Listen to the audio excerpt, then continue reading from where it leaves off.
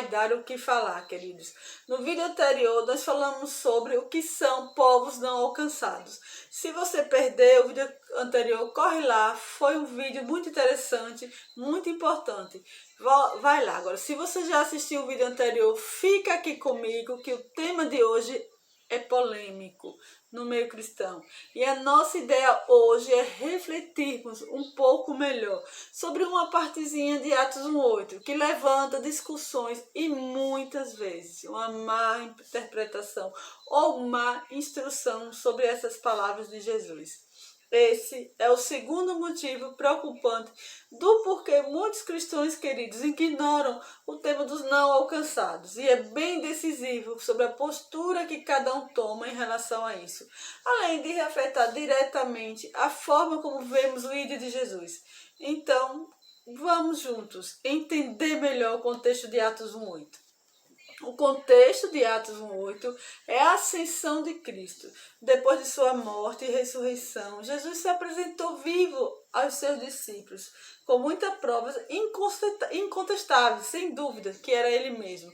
E durante 40 dias, Jesus conversou com seus discípulos a respeito do reino de Deus. Em determinado momento, eles estavam reunidos no Monte das Oliveiras e os discípulos queriam saber, queridos, se aquele era o tempo em que Jesus devolveria o reino para o povo de Israel.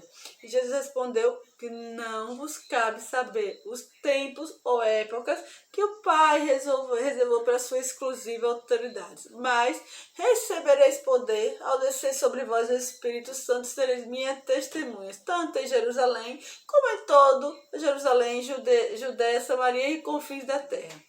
Depois dessas palavras, Jesus foi elevado aos céus, na frente deles, queridos, numa nuvem. Então a nuvem cobriu Jesus e os discípulos não puderam mais vê-los. Atos capítulo 1, versículos 7 e 8. São as últimas palavras de Jesus nesta terra, antes de subir aos céus. Bom, agora que já entendemos um pouco o contexto desse versículo, queridos, mesmo porque ainda não é tirar nada do contexto bíblico original ou ignorar o contexto bíblico original. Ok, vamos analisar a parte C de Atos 1:8. E por que não faremos uma análise teológica de todo o versículo? Primeiro, porque é um versículo curto, é muito profundo, exegeticamente, queridos. Tem muitos detalhes, iríamos demorar muito. E segundo, a parte C do versículo é a parte que mais causa polêmica, quando tem permissões. E a proposta desse vídeo é esclarecer essa parte. E qual é a parte final, ou parte C de Atos 1:8? E sereis minhas testemunhas, tanto em Jerusalém como em toda a Judéia e Samaria, e até os confins da terra. E por que causa polêmica, queridos? Porque muita gente pensa, queridos, que aí Jesus deu uma ordem sequencial de evangelismo. E não tem nada a ver, queridos. Mas que tal entendermos como surgiu essa interpretação? A leitura que temos hoje do Novo Testamento, queridos, é uma tradução de cópias fiéis, dos manuscritos fiéis em grego. É importante lembrar que isso não quer dizer que o texto foi adulterado, de maneira nenhuma. Prova disso é que quando analisamos traduções diferentes, podemos perceber, queridos, que elas preservam a integridade do texto grego e entre elas existem poucas variações. Essas poucas variações ocorrem ou com o propósito de facilitar a compreensão do leitor, do ouvinte, ou porque as traduções são feitas em épocas diferentes, queridos. Uma variação encontrada entre as traduções bíblicas nessa parte de Atos 1:8 é a seguinte, queridos. Mas receberão poder quando o Espírito Santo descer sobre vocês, e serão minhas testemunhas em Jerusalém e toda Judéia, Samaria e até os confins da terra. O fato da conjunção como em Jerusalém, como em toda a Judéia e Samaria, não está explícito. Nessa tradução aí, queridos, acabou dando margem para essa ideia de que era uma ordem sequencial de evangelismo. Mas, gente, sério, essa nunca foi a intenção de Jesus. E como sabemos disso? Lendo o texto bíblico, queridos, que além do texto bíblico, que entendemos o seu contexto, que podemos entender que o em Jerusalém, em toda a Judeia e Samaria, funciona como uma variação de tanto em Jerusalém como em toda a Judeia e Samaria. Como podemos ver, não é uma sequência, e sim algo que deve ser realizado ao mesmo tempo. Isso não fica explícito em todas as traduções, queridos, que temos, porque já era algo simples e lógico para os cristãos de outros tempos.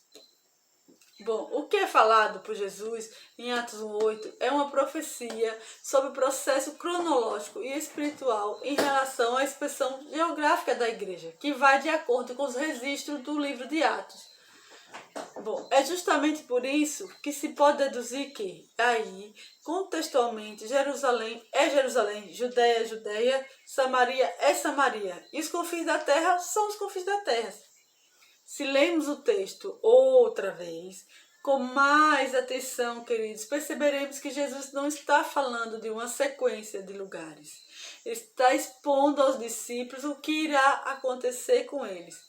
E a profecia de Jesus se cumpriu. Os discípulos estavam em Jerusalém, depois o evangelho se expandiu para Samaria e Judeia.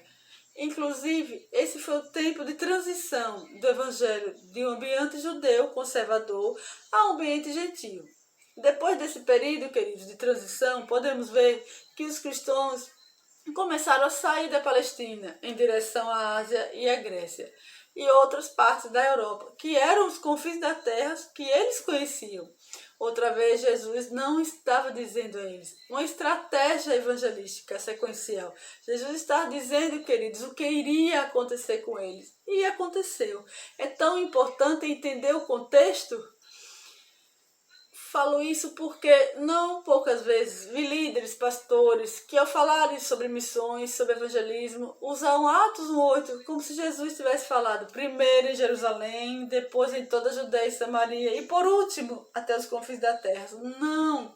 O versículo em nenhum momento, queridos, veja bem, em nenhuma tradução, eu procurei em 9 traduções bíblicas e não encontrei. 9 ou 10 traduções eu olhei.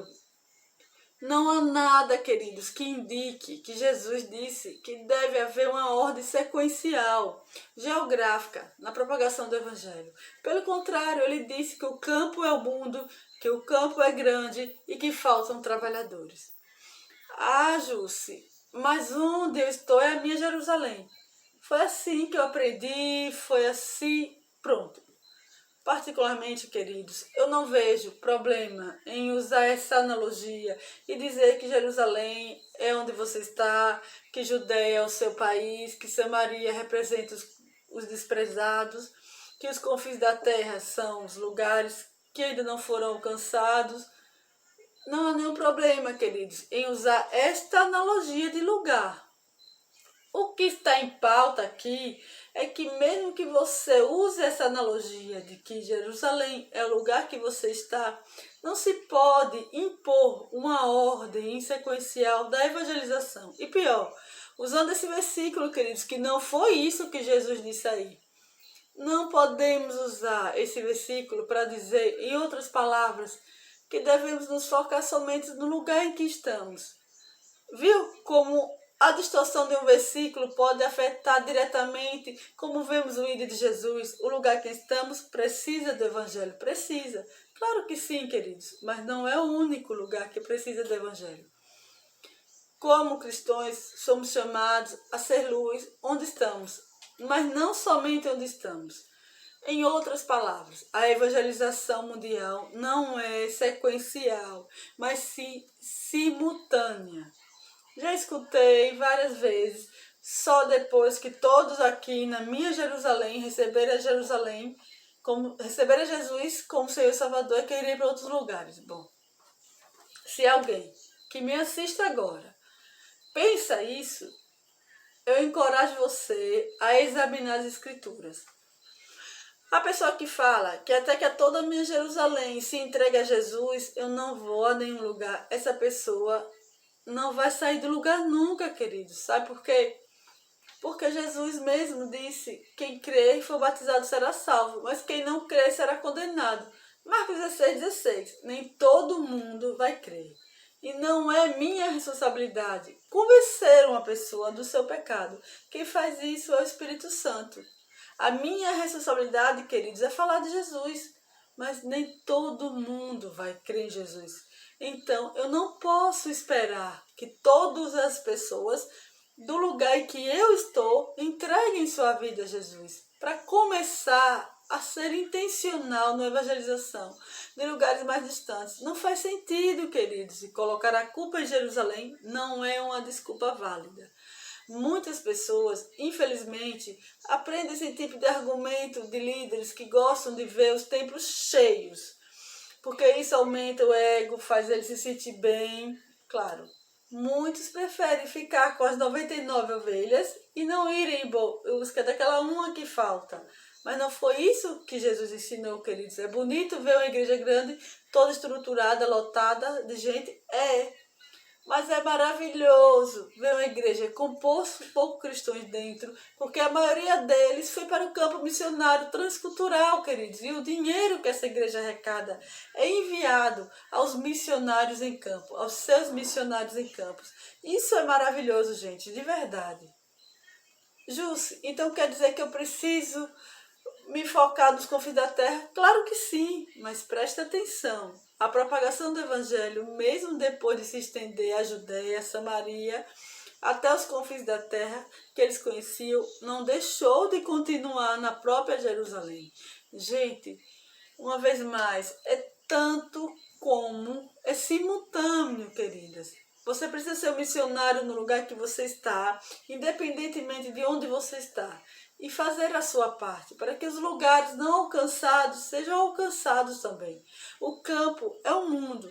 Mas, Jússi, mas como é que eu posso ser intencional na evangelização do lugar em que eu estou e de lugares não alcançados ao mesmo tempo? Bom, evangelize a sua cidade, mas apoie missionários que estão em lugares não alcançados e explore a possibilidade de conhecer um desses lugares. Depois que você vê o campo, seus olhos se abrem. Mas atenção, se você já está no lugar com menos de 2% da população nativa, preparada para evangelizar e discipular seu próprio povo, você está no lugar não alcançado.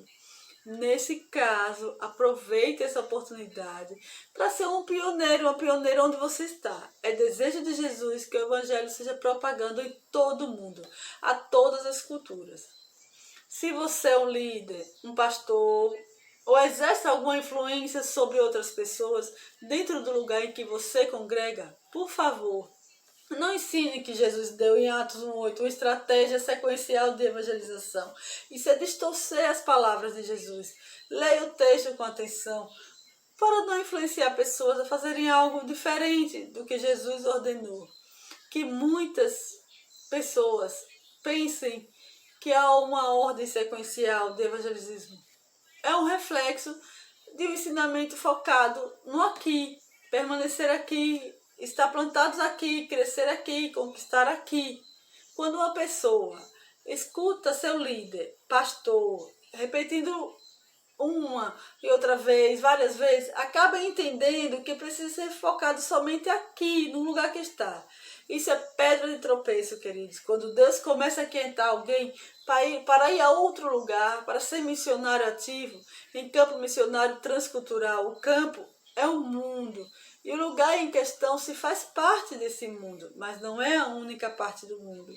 Aliás, como diz Fred Macklin, obediência parcial às palavras de Jesus ainda é desobediência. Ainda que você use a analogia de que Jerusalém é o lugar em que estamos, não se pode, queridos, presumir que Judéia, Samaria e os confins da terra devem esperar por nossa boa vontade de anunciar Jesus. Cuidado, queridos, muito cuidado com o que você ensina, porque você será cobrado por isso. E o resultado é ver muitos e muitos cristãos trancados dentro de 4 paredes, engordando, enquanto muitos morrem de fome lá fora. Existe uma necessidade espiritual fora dos nossos limites, fronteiras, idiomas, cultura. A missão dada por Jesus à sua igreja nunca foi pequena, nunca foi local, sempre foi a nível mundial, até os confins da terra. É tanto como é simultâneo. Quantas vezes eu já repeti? É um engano achar que devemos nos preocupar com outros povos só depois de alcançar nossa cidade, que já tem igreja por todos os lados. E se você foi ensinado assim, eu recomendo que você leia sua Bíblia, confira direitinho, para não repassar uma informação enganosa.